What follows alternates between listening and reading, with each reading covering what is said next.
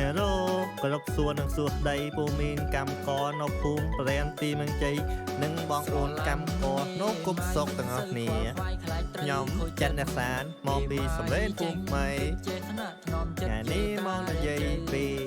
កម្មភាពដោយរដូវមួយផយទឹមក្រហមនៅស្រុកប្រែនទីមង្ជ័យរបស់យើងហើយតោះកុំចាំយូរទៅទស្សនាទាំងអស់គ្នានេះពូខ្ញុំពងសតទឹកពេលឲ្យសៀយពូសតទឹកពេលឲ្យសៀយចឹងទុកប្រហែលស្អែកដៃវាតាន់យើងមកដកវាអត់បានដាច់កទឹមរបស់យើងទេ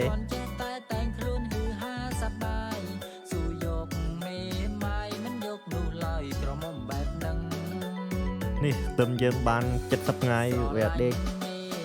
បើដែរហើយនេះប្អូនខ្ញុំគេមកពីទីកុងសៃកងមកសុកសែជួយធ្វើការឪពុកម្ដាយរបស់គេ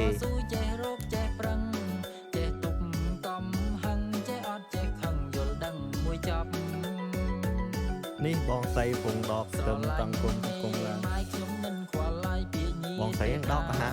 គាត់បើដែរនេះទឹមយើងបានដកឡើងហើយជួបជាដកក្នុងជឿទៅហើយ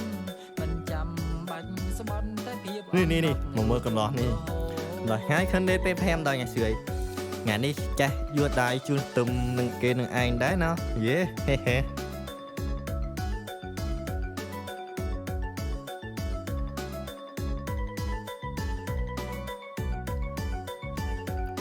nóធ្វើការ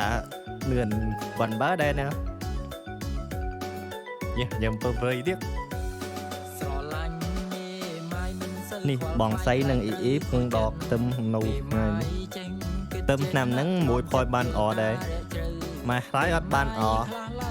1គីឡូអញ្ចឹង5-10,000ដងដល់20,000ដងក្នុង1គីឡូនេះទឹមយើងហាយរួចហើយអស់ហើយមួយហួងវែងចឹង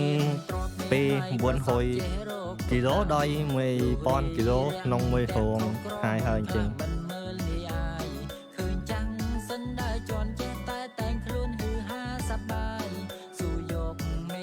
នៅសុកសែបានតែជឹងទេ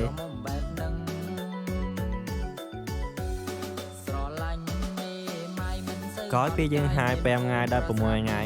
ទឹមយើងក៏ងួតទៅយើងក៏ចងយកជាដំយើងខ្នប់យកថងឲ្យថកែពោះចងជាដំអញ្ចឹងយើងខ្នប់យកទៅ